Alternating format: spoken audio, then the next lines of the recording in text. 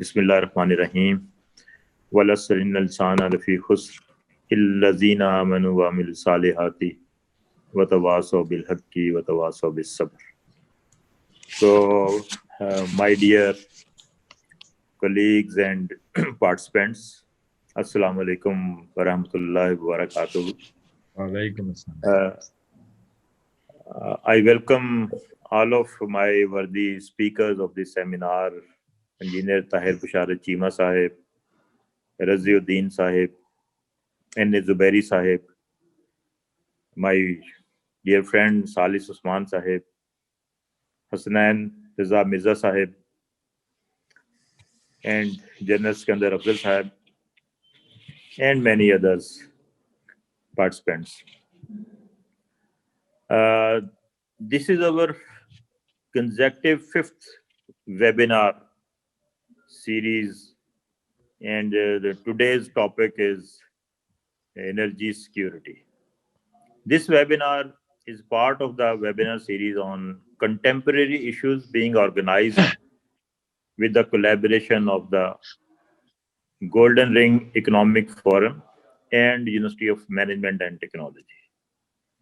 We thank our partners from GREF who have collaborated with us to ensure the success of this event, and UMT promises to continue playing an active role in increasing the awareness on this topic of political and economic importance. In the earlier sessions in the webinar series, we have already talked on different very important issues, concerns such as economic development and recovery, the geopolitical and geostrategic importance of the Golden Ring bloc, the role of media can play in the development of cooperation between Golden Ring countries, and today we are going to highlight on very critical issue which we are facing with the last couple of decades. So, hence energy security in the long run ensures energy supply for economic development and environmental needs through timely investment. The energy crisis in Pakistan is well documented. We need to ensure that it doesn't become a security threat. Pakistan works on the important driven energy policy at its important about 1/3 of its energy resources in the form of oil, coal, and LNG. Pakistan's oil imports were recorded at $3.5 billion from July to October 2020. This means energy costs not only drain the foreign exchange reserves, but also exposes economy to international energy price shocks as well. Pakistan has made significant investment in the energy infrastructure during the last decades, yet it remains energy insecure. Energy security should focus on decreasing the dependency on the energy resources and move towards adoption of green energy solution and increase energy conservation efforts. Today's seminars, we have the galaxy of very renowned experts in our panel today. They will discuss these issues in greater detail, and we hope that today's session spurs further research on this topic amongst our faculty, students, and other think tanks and the stakeholders. In the end, I would like to hand over the session now to the moderator to commence with the discussion.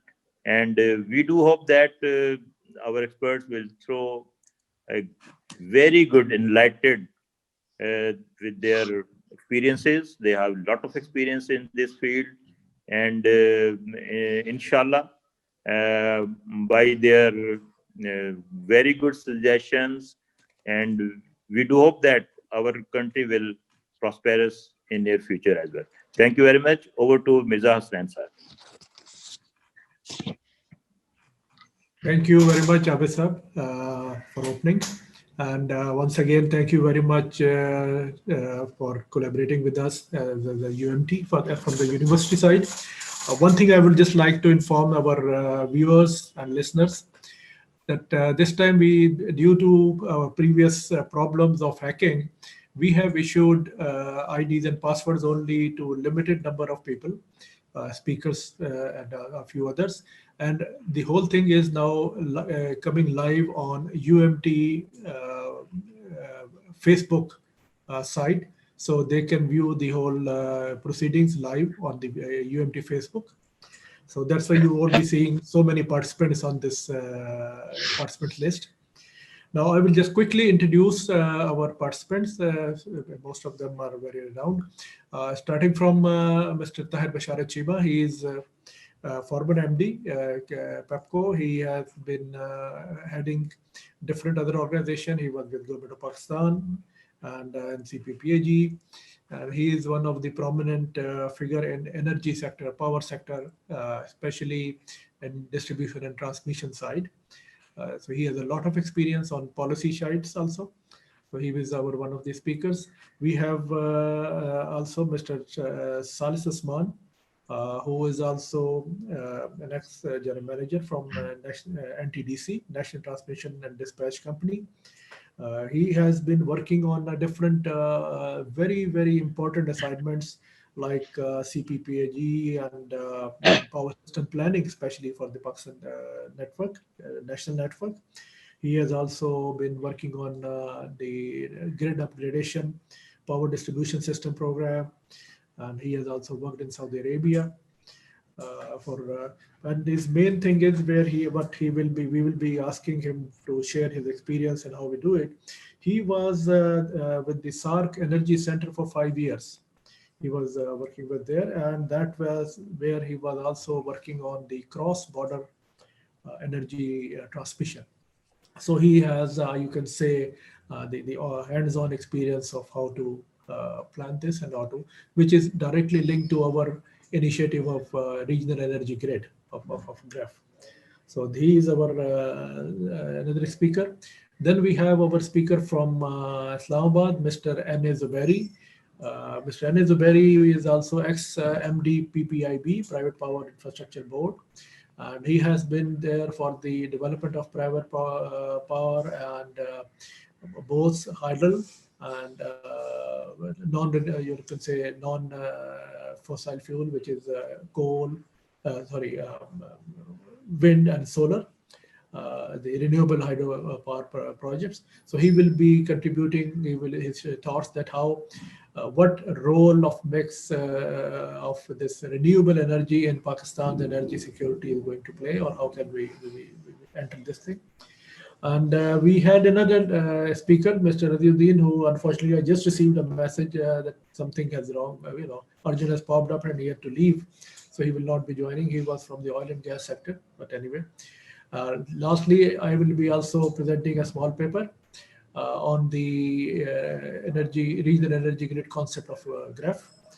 So I am a consulting engineer. I have worked with the government. Now I am working privately, heading a consulting company in energy sector. So I will now first request General Sikandar Afzal, who is our chairman GREF, just to give your views and starting statements. Thank you.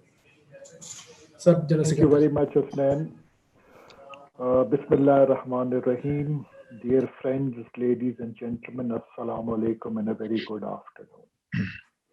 It is indeed a pleasure for me as the chairman of the Golden Ring Economic Forum to welcome you all, and especially our eminent speakers for today's webinar.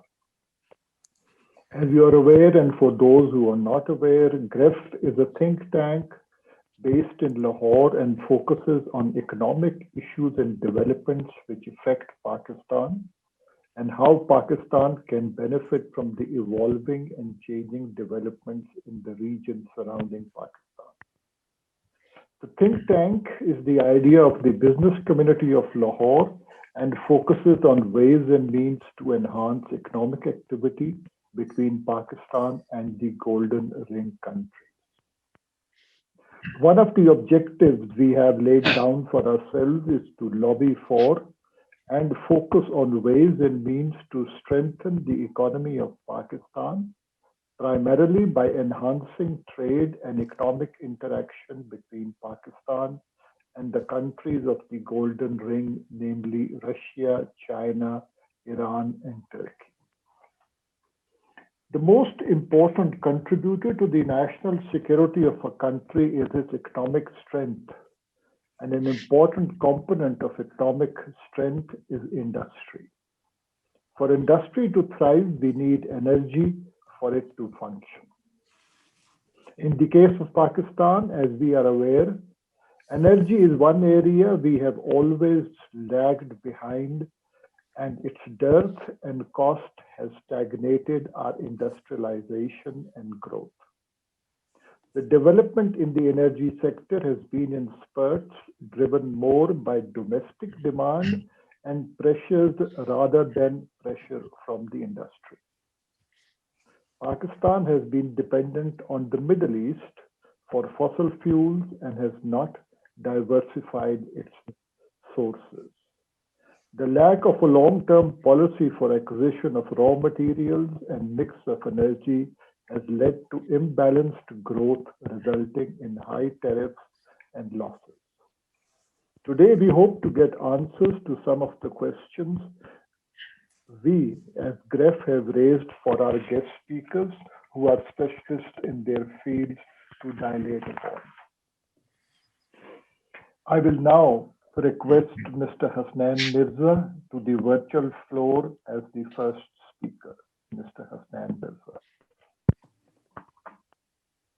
Thank you very much, sir. I will start the webinar with my opening, you can say, paper, and I will be focusing mainly on the policy side of this initiative. So once again, Bismillah ar-Rahman ar-Rahim. Assalamu alaikum, ladies and gentlemen. Today's theme is energy security and its significance for Pakistan under the current regional geostrategic scenario. I shall mainly focus on GREF initiative of need for establishing a regional energy grid, its related issues, and how possibly we may achieve our goal. So these are the main. Now, first of all, what is the energy security? We have already discussed. Energy security is defined in terms of the physical availability of energy supplies to satisfy demand at a given price. Security of energy supply is an important pillar of energy policy. Energy security provides a rationale for a number of policy measures. And in terms of strategic importance, energy security is second only to the food security. In case of Pakistan, its energy security at present is heavily dependent upon mainly two Arab countries, Saudi Arabia and UAE for oil, and to a certain extent on Qatar for gas. Today, we need to discuss the effects of evolving regional developments around Pakistan and discuss two major issues. One, how Pakistan can ensure its energy security when KSA and UAE have signed defense and security agreements with Israel and India, which are obviously not friendly countries. Number two, how Pakistan can work with Iran and Russia circumventing US and Arab pressures for developing alternate things. Since Pakistan is not willing to leave CPEC, nor its new friend Russia, and is also not willing to go against Iran. So under this scenario, our adversaries, they will try to squeeze Pakistan from every side. And energy is the most effective weapon in this regard. There is an imminent threat, we feel, that India and Israel will exert pressure by disturbing oil supplies to Pakistan, hence crippling our economy.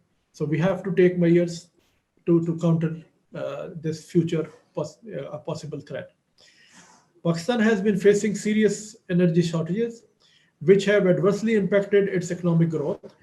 It is expected that the total primary energy consumption will rise to something around 360 MTOE, that is metric ton equivalent of oil equivalent, by 2030. The requirement of electric power generation is also expected to increase to a level of something like 160,000 plus megawatt by 2030. There are different figures, so I've taken a figure which is which we feel is more realistic, because when you are looking at certain surveys, so this figure it comes to be more realistic. The lack of strategic planning in energy sector that is relying on high-priced imported fuel rather than other cost-effective methods at hand for power generation is one of the many reasons behind this energy dilemma being faced by the country, as Sherwani Sahab also said. The electricity mix of Pakistan has shifted from hydropower as a major source to a fossil fuel-led mix over the last 3 decades. This shift from renewable to carbon-intensive thermal resources has never been the outcome of any planned energy strategy. The factors contributing to the energy crisis have led to the conclusion that energy security coupled with integrated energy planning is the priority area for Pakistan for its economic revival and sustainable economic growth. Developing an effective and integrated energy strategy requires exploring all linkages, considering the trade-offs and keeping in view the eventualities so that long-term strategic security in the domain of energy is attained. While developing an integrated policy, energy security plan, one also needs to keep in mind several risk factors. Obviously, when you're doing, there will be a lot of things which we have to keep in mind. One is the physical risk due to stoppage in energy production or to exhaustion of energy resources and temporary disruption due to geopolitical crisis. So this is one of the risks. Second is the economic risk caused by volatility in the energy prices. Third is political risk by energy exporting countries intending to employ energy deliveries as a political weapon. And one is the other is the regulatory risk, social risk, and environmental risk. These are the major, you can say, some of the major risks that we are devising or when we have to plan our energy security policies. We have to keep this in mind. All of the above this, what we have discussion warrants that Pakistan not only develop local sources of energy, but also look for alternate, cost-effective, and secure sources of energy supplies geographically closer to its border. Pakistan needs to develop alternate strategic energy partners with land links to Pakistan in the region, in addition to conventional ones for ensuring national energy security. The GREF initiative for Golden Ring Regional Energy Grid is the solution proposed to provide national energy security through regional energy cooperation. Obviously, when we talk of regional energy cooperation, there are certain issues related to cross-border energy cooperation need to be addressed.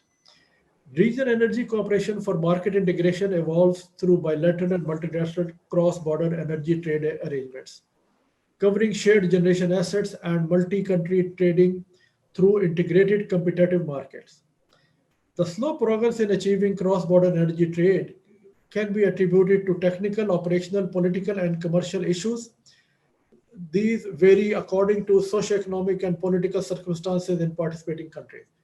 Therefore, while planning for regional energy grid concept, these barriers and constraints need to be addressed. We shall briefly discuss here these regional level barriers and propose as how to overcome these by amending and developing new policy framework to address cross-border cooperation in energy trade.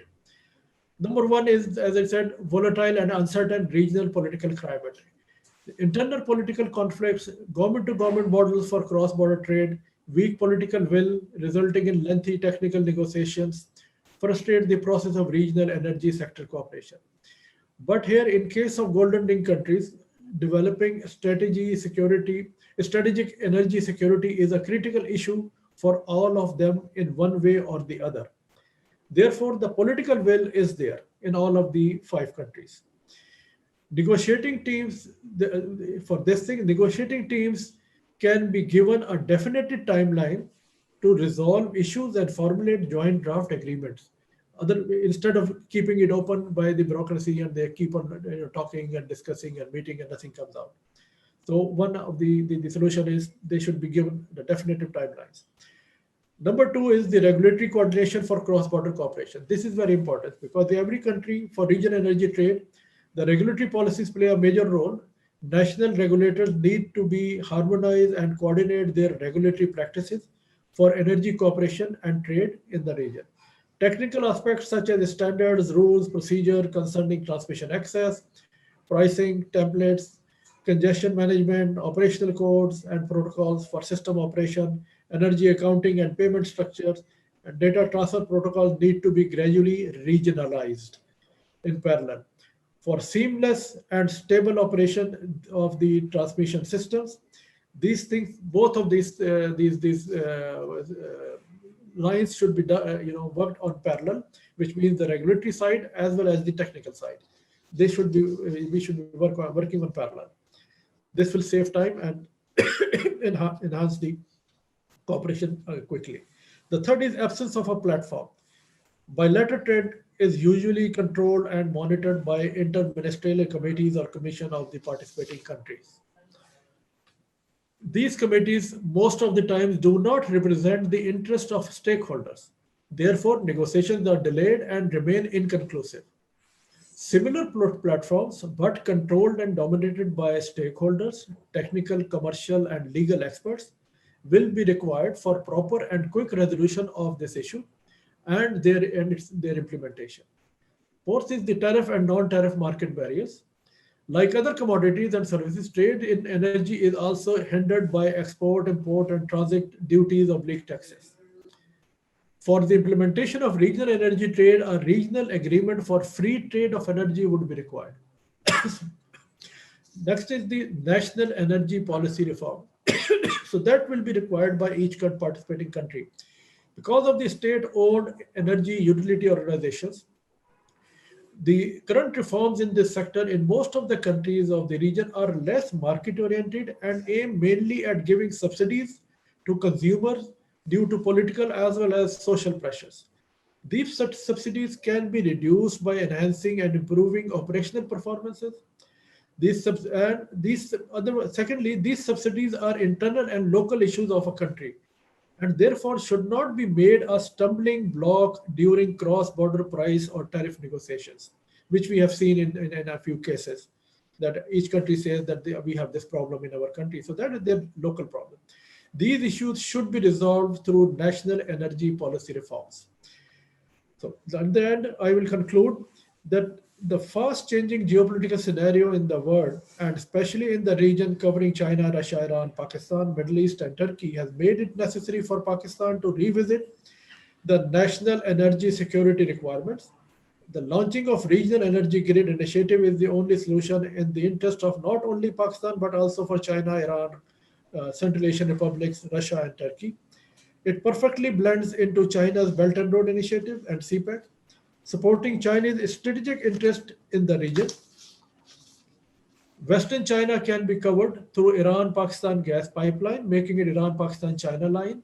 Joint development of hydropower projects in Gilgit-Baltistan, like 7,200 megawatt Bunji, 4,500 megawatt Yelbu, then 45 megawatt Tungus, and all other large projects which will produce electricity closer to Chinese border of Xinjiang province.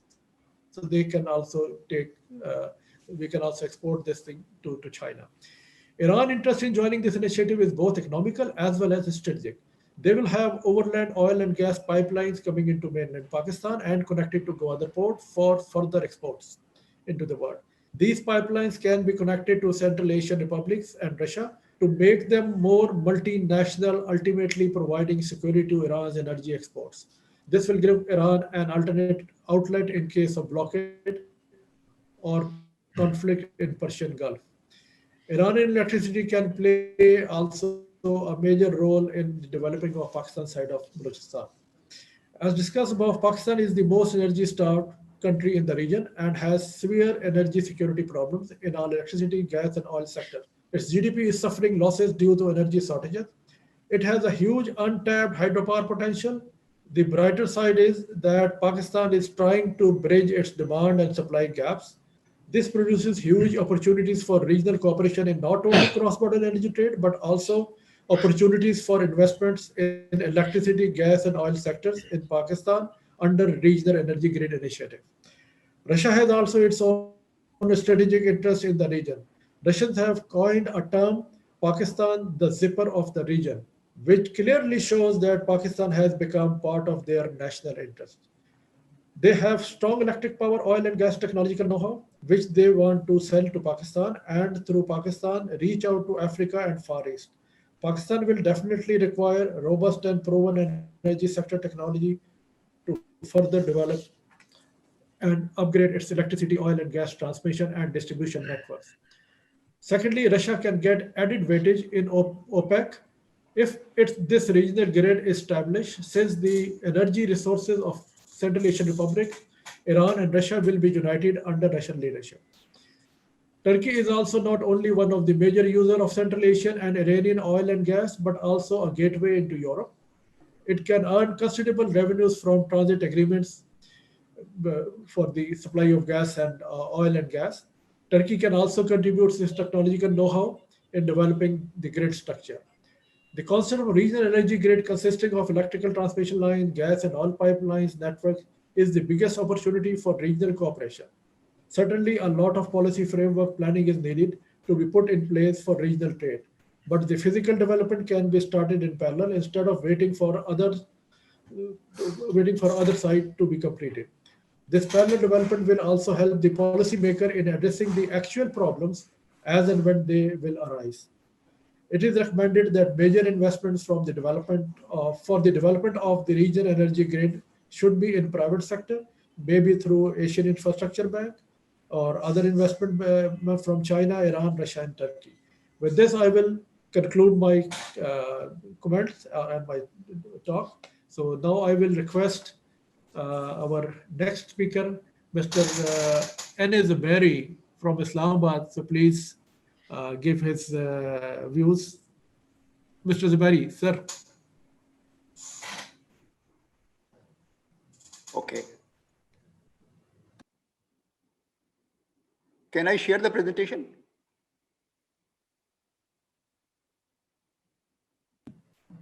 Please share your presentation. The share screen actually hosted as disabled participants. So if you allow me, then I will share it. If you allow me. Yes, sir. Naveed, आप enable कर देगा. Yes, yes.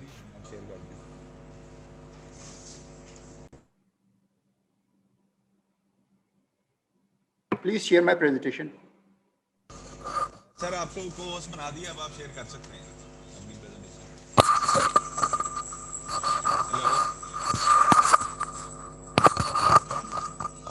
Okay. Thank you. Everybody is seeing the presentation on the screen? Yes, okay. Please go ahead, sir. Okay, thank you very much, Hasnain Mirza Sahab. Assalamu alaikum and good morning and good evening. Honorable Lieutenant General Sikandar Afzal Sahab, Chairman, Golden Ring Economic Forum, distinguished professionals, let me first of all pay my compliments to the organizers for arranging a webinar on such an important topic of energy security. I will be delivering a presentation on the development of local alternate energy resources for national energy security in collaboration with the Golden Ring countries.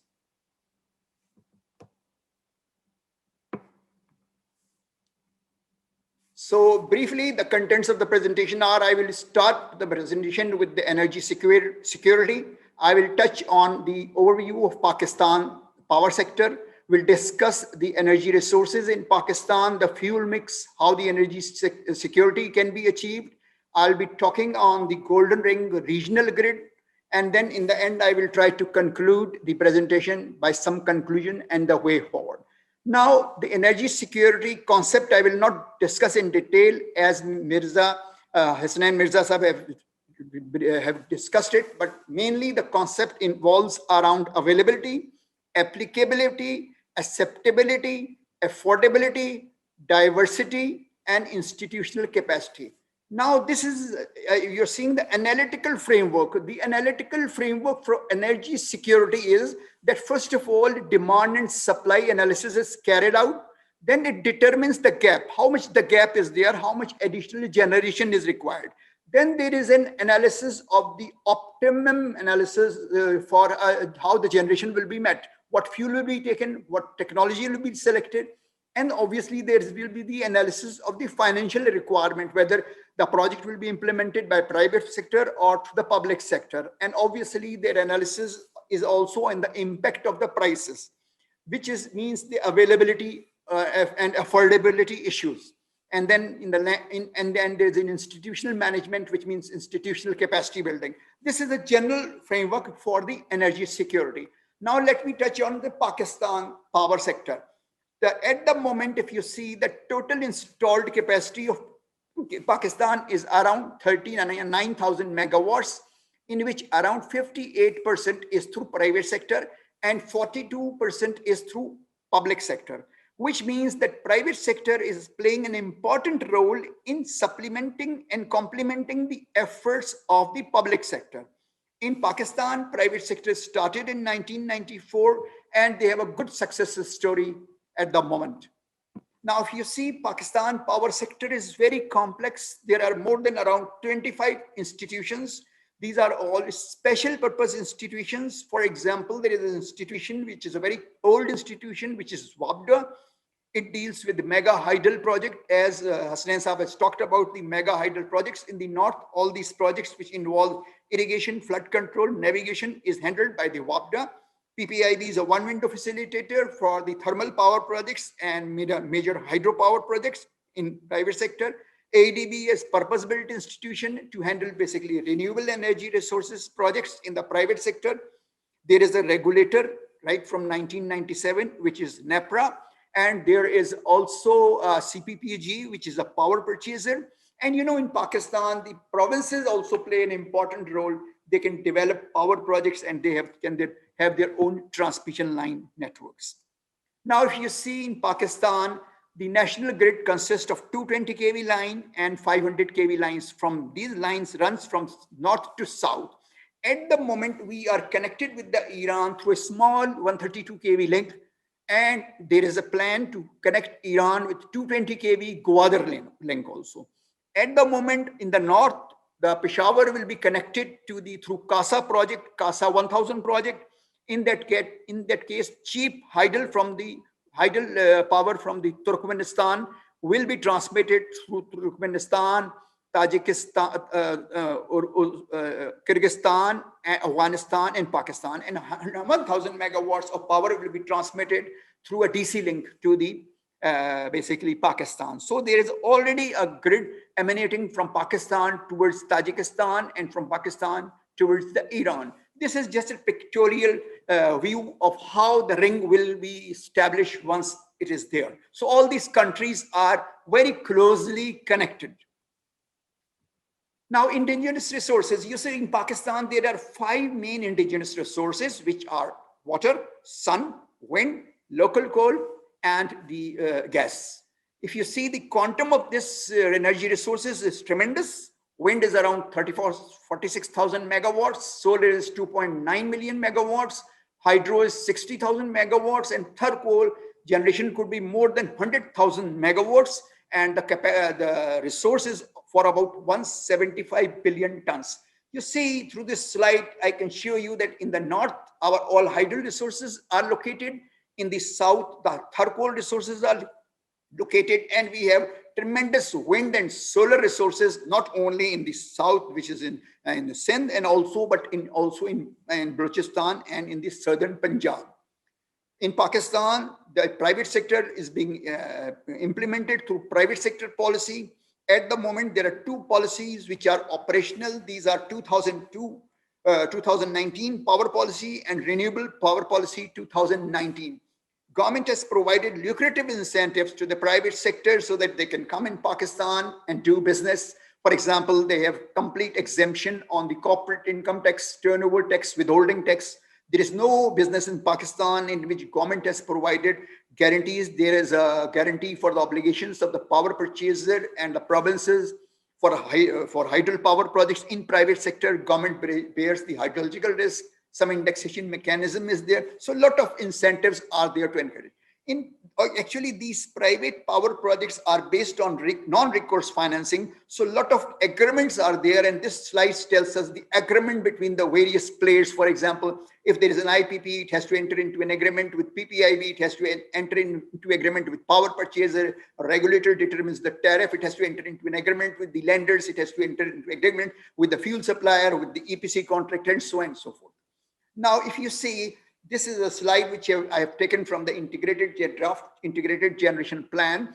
At the moment, we have 50% of our generation is through imported fuels and 50% of our generation is through indigenous fuels.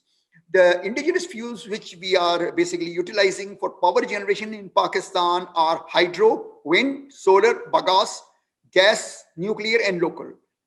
And imported fuel-based projects, the imported fuels are coal, RLNG, and RFO. Now, if you see, the projections are there by year 2030, our basically generation based on imported fuel will be around 20%, and the generation based on our indigenous fuel will be around 27%, around 72%, 73%.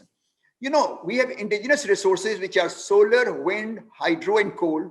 For energy security, we think that right energy mix be based completely on indigenous resources because we have plenty of indigenous resources. To achieve energy security, the projects can be dispatched like wind and solar may be a must-run projects, hydros may be peak load plants and base load plants, and coal and nuclear be operated on base load plants as a base load plants. Now, due to financial constraints with the government and to enhance energy security, the projects can be developed both in public sector and in the private sector. Now, you know, the renewable energy, which is wind and power, have certain advantages. The main advantages are they have short gestation period, basically highly competitive tariff, environmental friendly. We can get basically easily financing for these projects, low infrastructure. So Pakistan has abundant wind and solar resources, and due to the above advantages of wind and solar projects, I think these projects should be playing an important role in the energy mix, the solar and basically wind power projects. For energy security and affordability, Pakistan to accord highest priority for the development of the projects based on renewable energy projects.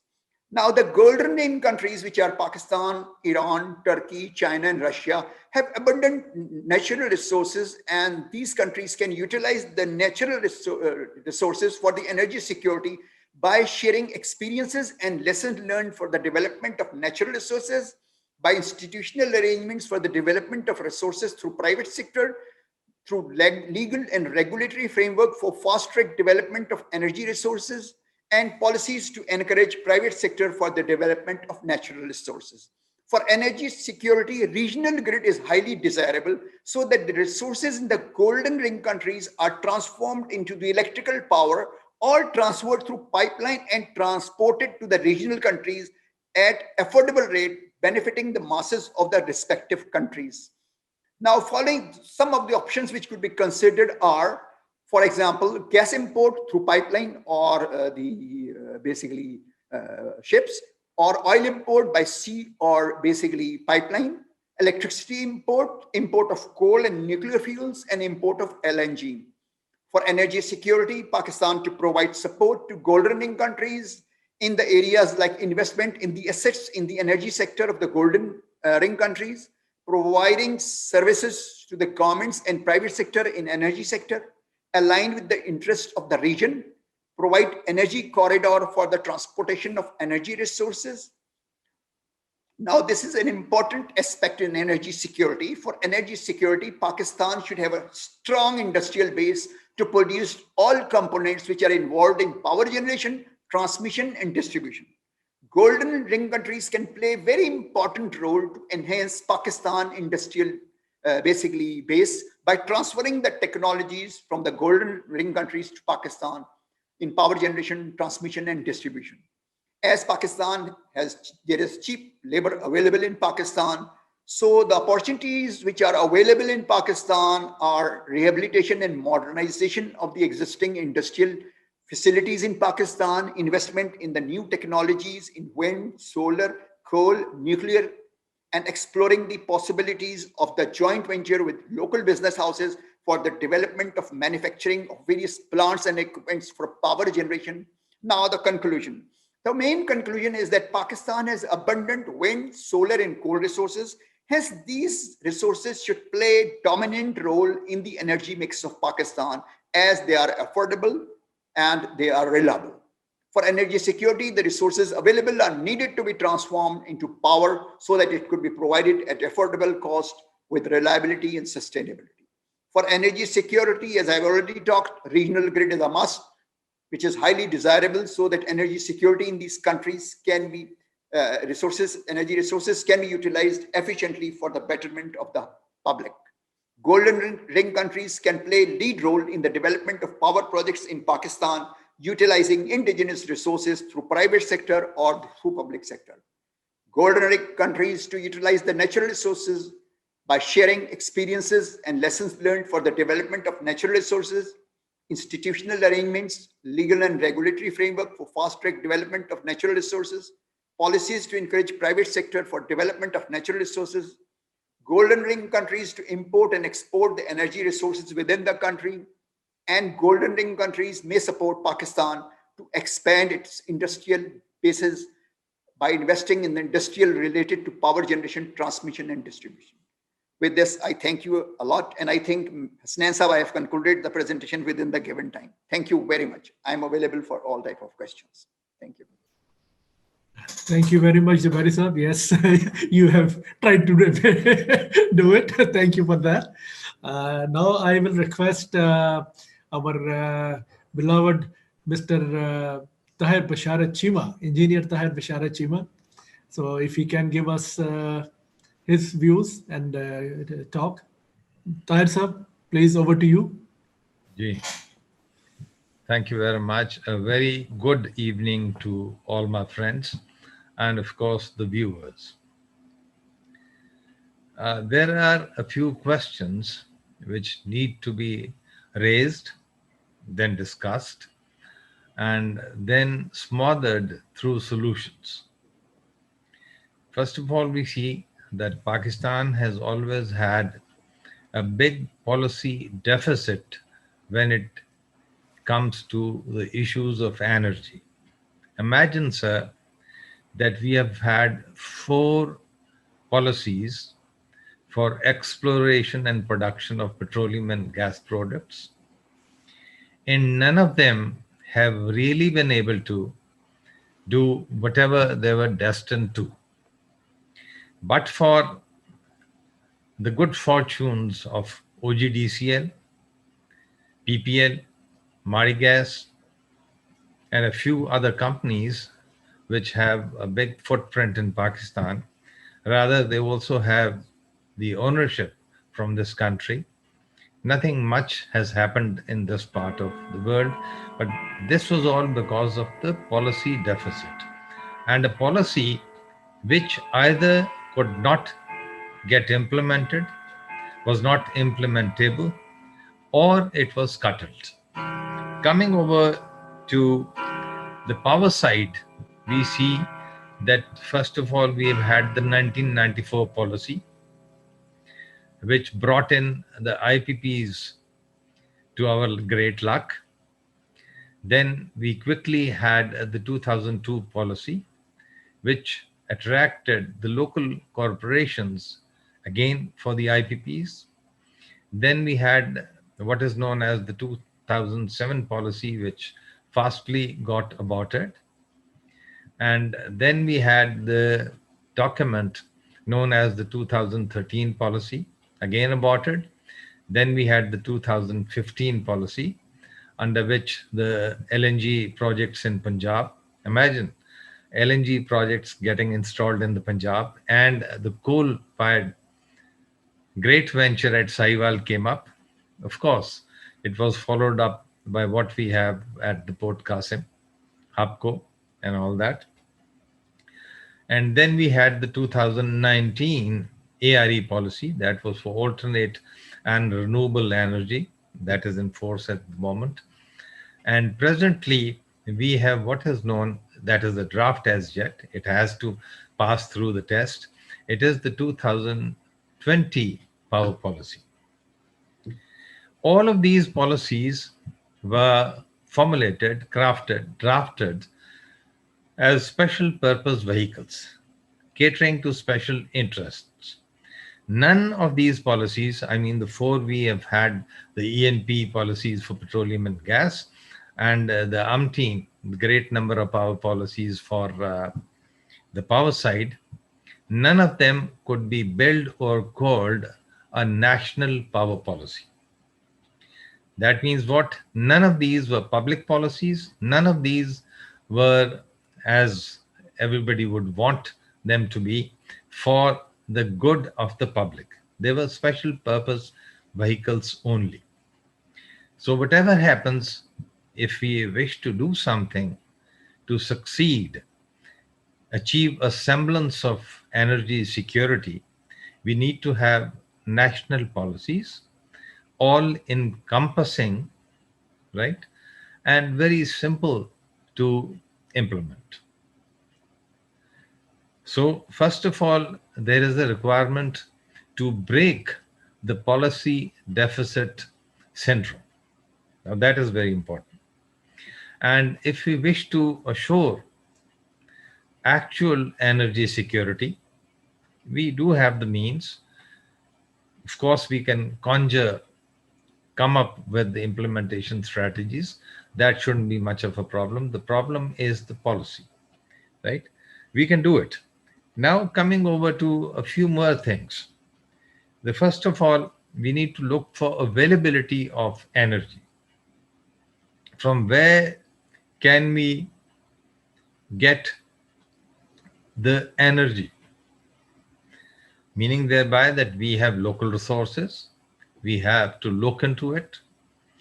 Would it be all right if we just tap the solar energy, wind power, coal power? What do we do with the coal in the present context when the environmentalists are, harking at our back? And our exports may be hit because they are going to soon require a stamp on it that the carbon footprint is very small, right? With coal, there is an issue. Maybe we'll have to convert our coal into gas. That too is possible. Into diesel fuel, sure, liquid fuel, it can be done. But that is going to be a part of the policy again. But coming over to the affordability, over to the to the availability part. And what do we have around us, especially in the Golden Ring countries? Is it possible that we can access that? Of course, everything comes under the issue of availability. So once availability is considered to have been thought thoroughly through, we understand that the energy sources are available in the country and around us, and in a manner which could be protected, which could not be jeopardized, which could not be hit, right? Then comes the issue of accessibility. Are those sources accessible? Is it possible to access all those sources at the same time, or maybe in a step-by-step manner? That too has to be thought over. Maybe some caucuses like today's need to sit on it, think about the availability issue, think about the accessibility to those energy sources. And lastly, and probably most overriding, would be the availability issue. At the moment, energy, whatever is available in Pakistan, is prohibitively expensive. It is not possible for the people to pay for it, for the public to pay for it. Our industry is unable to pay for it.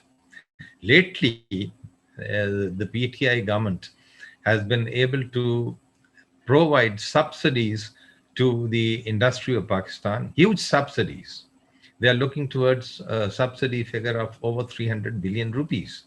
Would that be sustainable? Maybe it was good for this one financial year. What happens the next or the next? So the affordability issue hits us like anything. And then what happens is, because of this affordability issue, there is rampant illegal abstraction of energy in Pakistan. Pipelines, oil pipelines get, you know, the people who are able to break into the pipeline system of oil, they steal crude oil even and finished products too, right? Gas is stolen like anything. The UFG of the SNGPL, the Sui Northern Gas Pipelines Limited, has touched the astronomical figure of 13%. It is unheard of. I understand that the Pakistani spaghetti like gas pipelines system is probably amongst the biggest in the world, and nobody does it like the way we have been doing in Pakistan. I agree, but 13% UFG is unheard of. Till a few years ago, SSGCL, so Southern Gas, used to be all right. They would talk about 1 or 2% losses. Now they are nearing the double-digit figure. So, and thirdly, huge amount of electricity is stolen, right? And if it is not stolen, nobody pays for it. So much so that the government as a policy, sadly, unfortunately, has come up with what is known as the revenue-based load shedding. In Islamabad, in Lahore, we do not see load shedding. We get continuous power, except when it comes to rains, thunderstorm, and natural disasters where the system or the infrastructure is hit. Otherwise, we have continuous supply of power. But when it comes to Khyber Pakhtunkhwa, Balochistan, and major parts of Sindh, even today, I'm talking of today, at this very moment, there is anything between 4 to 16 hours of load shedding.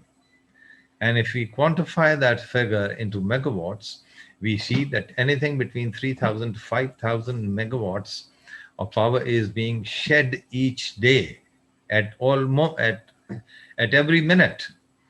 On the other hand, what happens is this leads to what? This leads to less drawal of power from the independent power producers, from the IPPs, where the government has to pay the capacity charges, whatever. And that's why the power tariff is growing like anything. So the affordability part has hit us like anything. What happens with that, with the affordability part and the resultant revenue-based load shedding? Punjab is receiving nearly full power, except for a few areas abutting Sindh and the Khyber Pakhtunkhwa, Sindh and Balochistan. In southern Punjab, except for those very small areas, the rest of Punjab is receiving full power, whereas power is not being fully served to KPK, to Balochistan and Sindh. That is going to hit the federation like anything. During my last tours of all these three provinces, I was told by the people who were facing the revenue-based load shedding, they had only one question: are we not part of the federation? Are we not Pakistanis? Is Punjab different? And I did not have the heart to tell them that because there is illegal abstraction of energy in your areas, then the frontier regulations are applicable to you, through which collective responsibility comes into fore, and we see what? Revenue-based load shedding. So what happens is, affordability is such a big thing that it even affects the federation itself. So what happens is, sir, the policy deficit has to be clear. We need to have national or public policies, as they say, long term, of course, which should serve for the next 25 years, 30 years. Of course, those are living documents. Those can be changed whenever there is a requirement.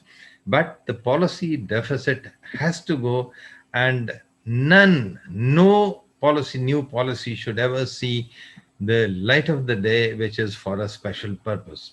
It has to be one integrated national policy for energy, and the things get dovetailed into it. One. Secondly, we'll have to look into the availability issues. Of course, cross-border, linkages are very, very important. Whatever we have and whatever is available in the Golden Ring, especially in the Golden Ring, that needs to be considered as available.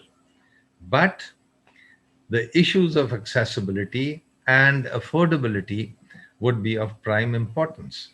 If we are not able to take care of the accessibility part, one, and secondly, if whatever we receive is not affordable, this federation will be at a danger, right? And we'll not be able to provide for the industry, for the agriculture load in Pakistan, and even for the commercial and residential requirements of this country. We are in a bad shape. Now, coming over to figures, you'll be really surprised to know that Pakistanis are spending up to 3 times as a percentage of their incomes in comparison to what the developed countries are spending for accessibility or for availability of drawing energy requirements. How can the Pakistanis, the standard of living can be raised if they have to spend, say, 30% of what they earn just to access electricity, gas, or to arrange for fuel for their transport? This is something very sad. And thus, affordability becomes the most important thing which needs to be kept in mind when we move forward. Yes. How do we assure affordability? Affordability, first of all, needs access to full data. We should understand the numbers. We should know our exact requirements. We should then come up with the right kind of energy mix which can be attracted. And then there is a requirement for us to have flawless and such clear agreements that those are not one-sided. Here I would quote that most of the IPP PPAs, the power purchase agreements, are suspect at best. Whatever was signed while keeping the 1994 power policy in view has had many flaws, one. Secondly, those PPAs were heavily tilted towards the sponsors of the IPPs. And then thirdly, another serious thing, the PPAs, most of the clauses of the PPAs could be manipulated, again with a tilt towards the sponsors. So much so that the last commission on IPPs, the report was written last year, popularly known as the Muhammad Ali Commission report. They came up with 3 things. First of all, they came up with huge invoicing mistakes. Like 20% of the issues related to what? Those related to invoicing mistakes. Secondly, was the wrongful interpretation of the PPA clauses, right? And we were not able to do anything about it. And thirdly, outright fraudulent practices of over invoicing and all that in those PPAs. So we have to be very careful about it. Would we be able to do it? Only great or good professionals can do it. That means the governance of the energy sector in Pakistan needs to be upgraded, handed over to the professional, away from the generalist. Otherwise, none of the things which we envisage for Pakistan will ever be, we won't be able to achieve those goals. So these are the issues. So I have just talked about and posed many questions, not really giving the solutions, but these should be used by my friends who are going to speak after me for solutions. Thank you very much. Thank you very much, Tahir Saab, for your good remarks. Yes, you have talked about the integrated energy policy, national energy policy, which is the most critical thing. And all the issues, the questions which you have posed are directly related to an integrated energy policy, a proper energy policy. Obviously, if you don't have that, then everything will start moving the way the way which it is moving now. So all those things which we are talking, you have rightly said that the things have to be done by the professionals. Where when I said in my talk that the stakeholder should be the make part of it, and he is their engineers, their technicians, their legal people, not, as you said, journalists.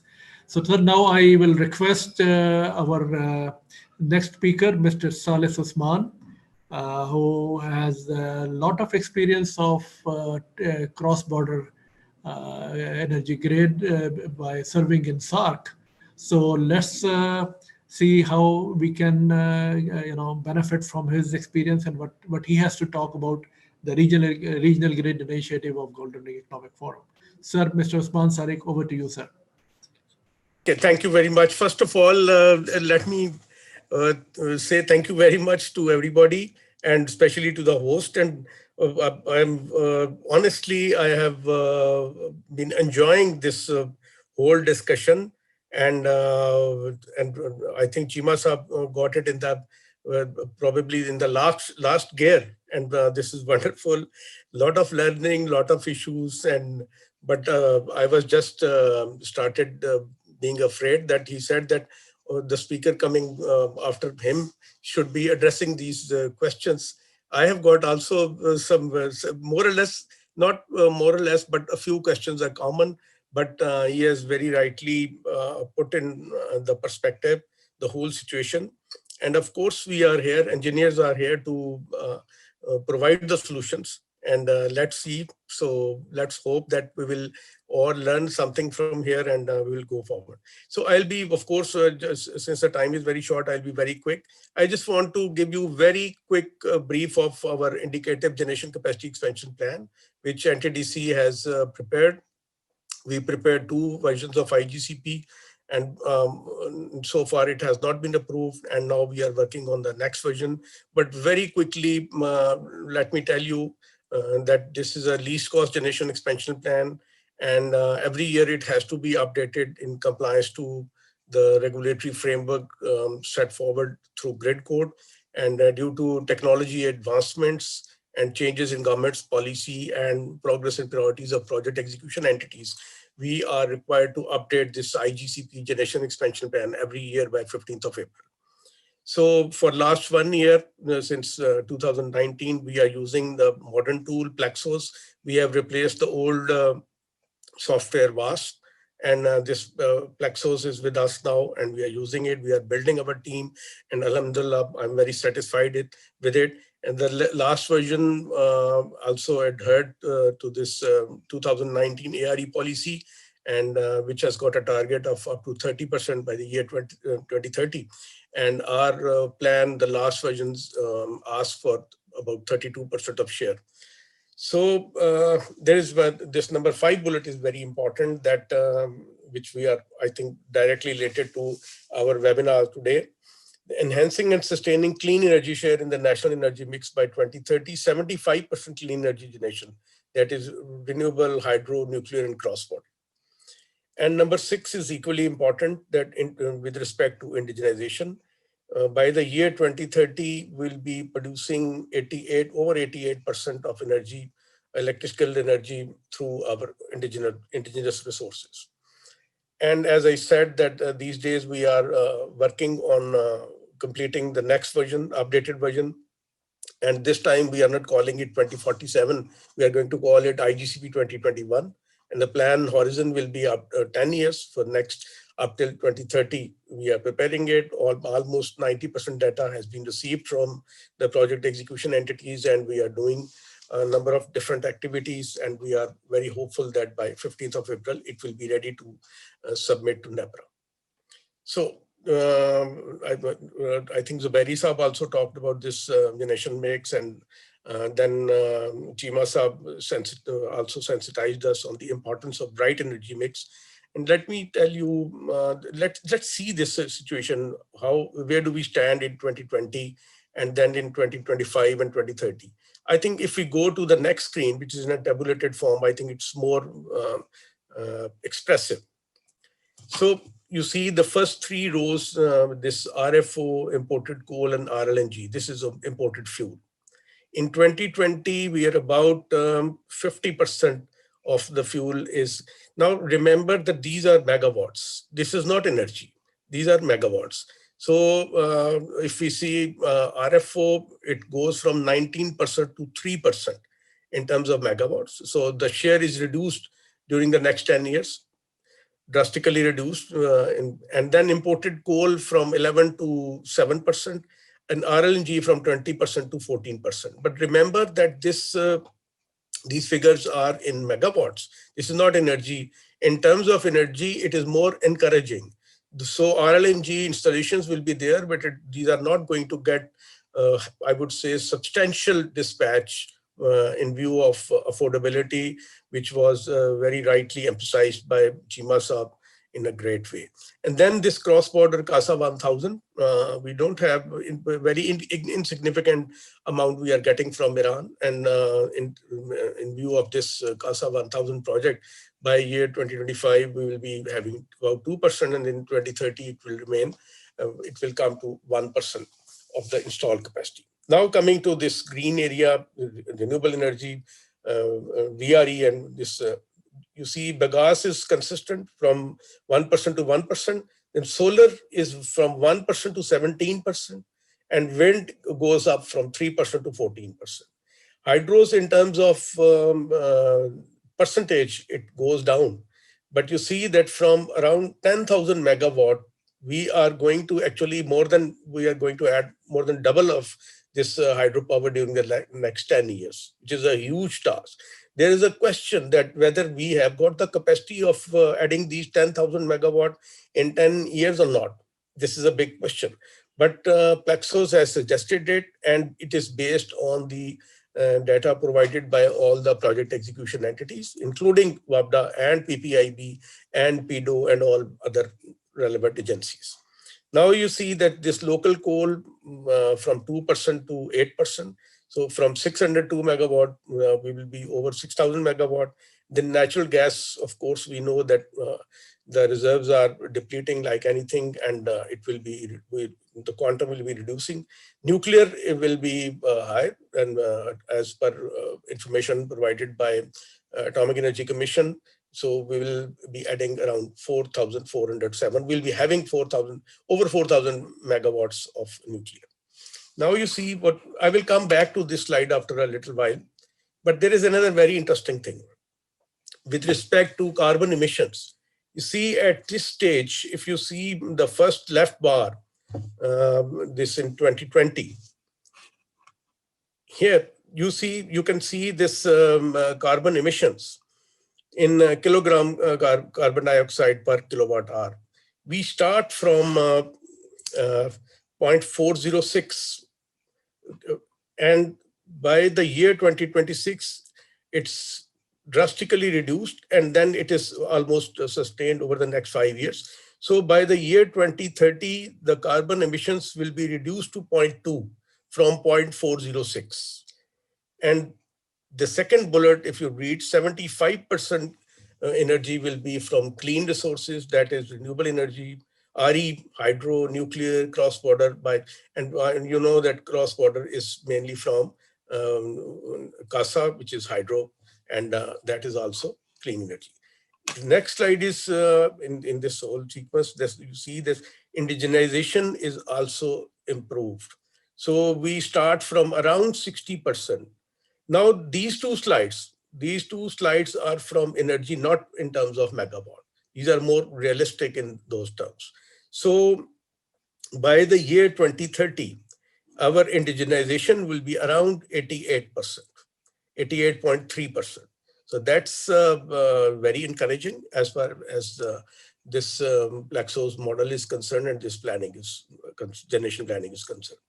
So you see now, I just want to talk about this rationale and strategy for cross-border interconnections. First of all, I strongly believe that borders are opportunities for all of us. These are not the hurdles. And abundant clean energy resources are evenly distributed, unevenly distributed throughout the world. And this includes China, Iran, Pakistan, Russia, Turkey, all these countries, the golden ring countries, I would say. And there is a rationale, strong rationale, because of seasonal variations, diversity in time, real-time difference, there is a difference, and then demand patterns are different. And then huge saving through generation. This is another very important point. Most of the international interconnections, they are doing this, that they share the reserves. Actually, because of this, a lot of saving in terms of money is made, and we need to do it. We can't, it will be very, very difficult for Pakistan with the increasing size of power system and increasing required demand, that it will be difficult to cope up with and you are all the time increasing the generation, adding to the generation. It will not be possible for us.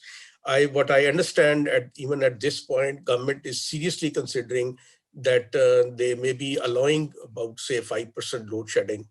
I'm talking of legal load shedding in the system, because otherwise it will not be possible for Pakistan to sustain, as Cheema Saab emphasized about the affordability factor. And then number 5 bullet, in addition to strategic and political benefits of regional bloc, there are political benefits, strategic benefits for Pakistan, and energy security is complemented in terms of diversity of sources. You see that if we go back to that slide, which I shared with you, the cross-border share is just 1.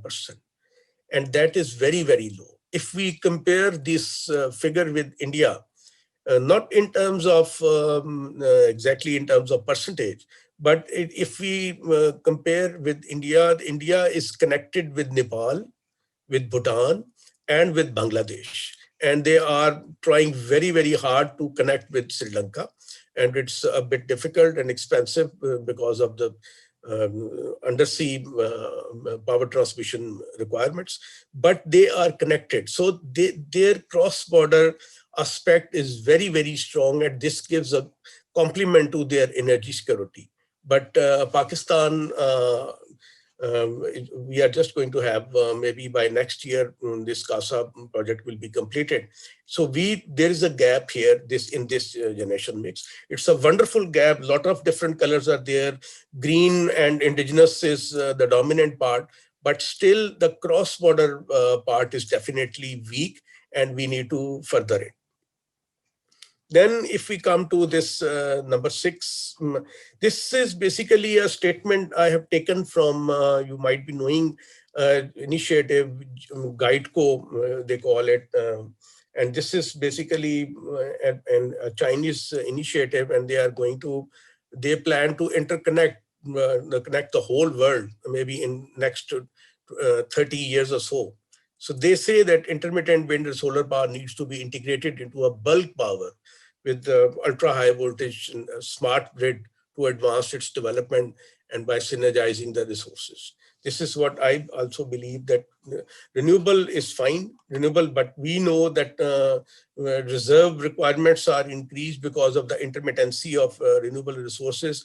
But that increasing reserve requirements can be met if we share the reserve within these interconnected countries. So the condition is that we need to interconnect with each other. This is just an example. I prepared this slide while I was working for SAARC Energy Center. And you see, this is very interesting thing that we have divided India into 5 different parts, being a very large country. And this is valid for South Asian Association for Regional Cooperation, SAARC region, South Asian region. You see that seasonal complementarity is in SAARC region is very much there. because of if we see the monthly electricity load profiles. If you see this January, in January, you have 3 blocks of green, and green means that the low demand, and red means high demand. In Bhutan, there is a severe cold, and they need electricity for heating purposes. So their demand in January is very, very high. But in Bangladesh, it's very low. And then in India, East is also low, and Pakistan is also low. We know that it's in Pakistan, the demand comes down to around 7,000, 8,000 megawatts, sometimes less than 6,000 megawatt as well. In February, we have got 3 greens and 4 reds. That means from the green part, the power can be exported to the red part. This is, of course, theoretical. We need the policy framework, we need a regulatory framework, and then we need interconnections, a market, and all these things. But you see a lot of potential is there. In March, there is less potential. In April, now it is growing. With the summer, then May, June, and June it is higher. And then July, especially with respect to Pakistan, you see our demand is very high in July, and similarly in August, and then September, October. And in October, there is no potential. But in most part of the calendar, during these 12 months, there's a lot of potential. There's a diversity in terms of green and red color. So high and low demand. So this diversity, this seasonal variation that can be used as a strength for cross-border interconnections. So I have just briefly touched about it, that and a lot of the part was discussed by Mirza Saab and then Zubairi Saab, that what are the requirements. But broadly, there are, one is the policy framework. I would say, I would just add, maybe it has already been said, but I would like to emphasize that the policy with respect to cross-border interconnection is not there. Secondly, in terms of regulatory frameworks, we have got our grid code, but the grid code never provides anything, any provision for cross-border interconnections. So if we are going to connect between within this golden ring, and then we need to have this cross-border interconnection code as well. That is very, very important. That will give the standards, that will give the benchmarks, and then also provide us with the roles and responsibilities of the connecting countries. Then number 2 comes the power interconnections and transmission lines, and then the market has to be there. We need to know that India has got a very successful model of Indian power exchange, and they are running it for about 7-8 years. They are working it. Now they have introduced a gas exchange just recently, and it has got a very slow progress, but still it is growing day by day. I think we need to get benefit, or we need to learn from Indian story, or we need to learn from other international stories, regional stories, so that we can, as early as possible.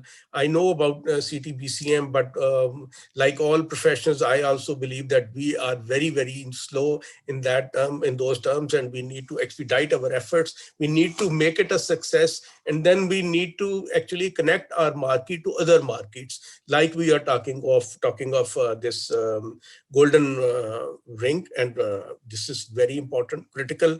And when there is a market, then affordability issue will also be, inshallah ta'ala, resolved. Now, this 5 steps I have got. This is my personal wish list, that if I have the power to change the whole complex, I will focus on these 5 points. And the first is add cheap, clean megawatts through indigenous resources and technology. And the local technology is also very important. We need to have wind turbines manufactured in Pakistan, similarly PVs, and similarly allied equipment. Secondly, make and sustain the grid smart. That is important. Thirdly, we have neglected this area like anything, and we need to seriously take this energy efficiency and energy conservation measures. Number 4 is regional interconnections, like this one, this golden ring, to cater the shortages or surplus. Whenever there is a shortage, we can import power if we are interconnected with other countries. And whenever there is a surplus, of course, we can export it. and of course, sharing the reserve. That is the aiming at optimal utilization of the resources. And then finally, my elder brother, Cheema Saab, wonderfully explained it. This is basically a bleeding part of our body, our country, that ensure effective governance across the sector. That's critically important. Whatever we do, whatever we achieve in terms of megawatts, in terms of money, if there are governance issues, we cannot progress. We need to actually, if I'm there, this number 5 should be in terms of order, this should be the number 1 priority area for all of us. So thank you very much. This is all I just wanted to share with you.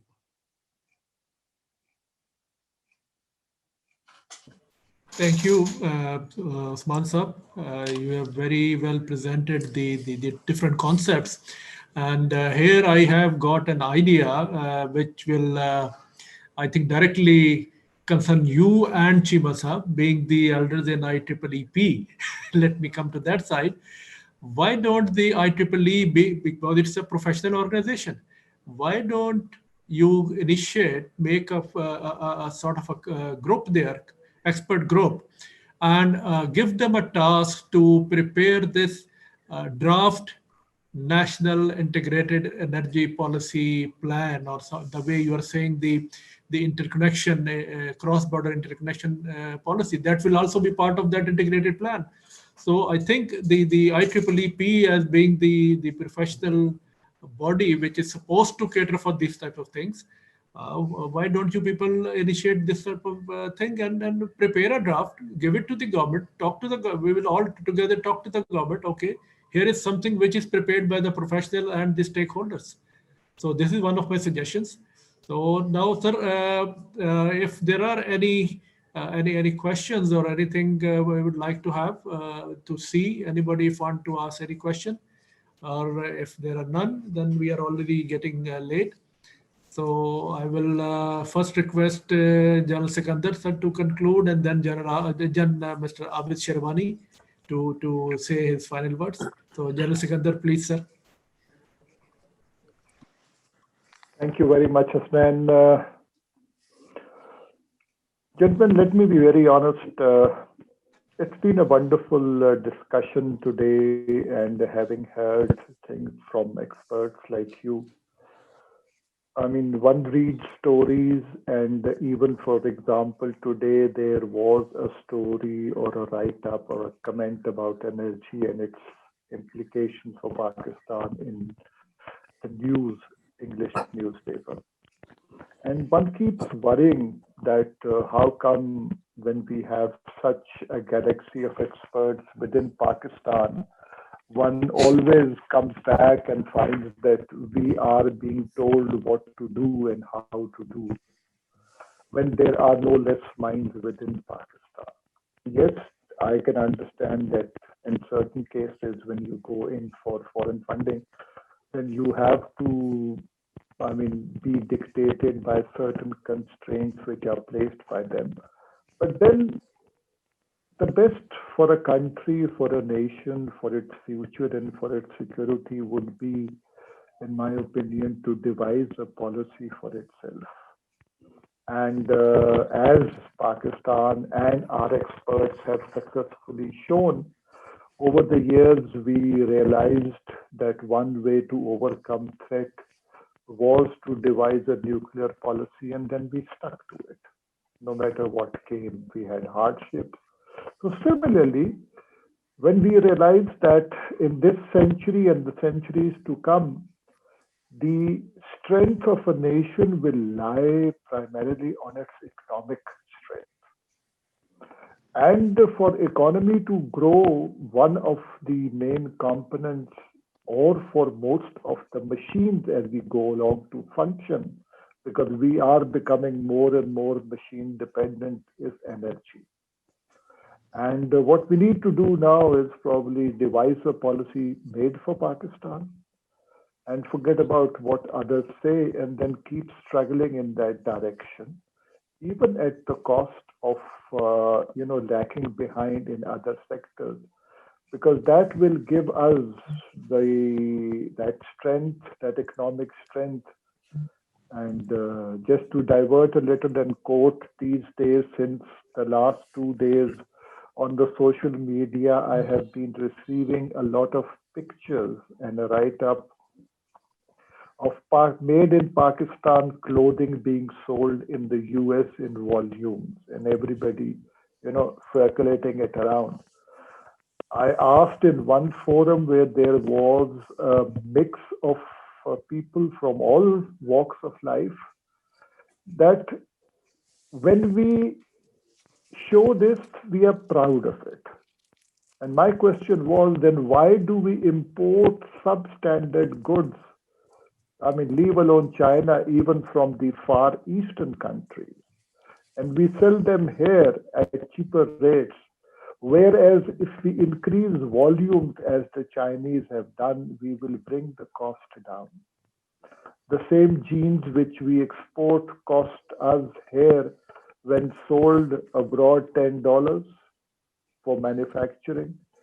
We sell them abroad, we go, we pay their duty, we pay our duty when we bring them back, and we sell them in the highest or the most glorious imported clothes stores, and we end up paying $20,000 for that. And if we are paying $10 for a jean which goes abroad, why can't we pay $10 for the same jeans in Pakistan and be proud of the fact that we can do this thing? So similarly, this was just a thought process which came to my mind. I think it is high time we devised an energy policy, we devised economic policies, and then we stuck to them irrespective of who comes, who goes, keeping the national interest in mind. I thank all the wonderful speakers for their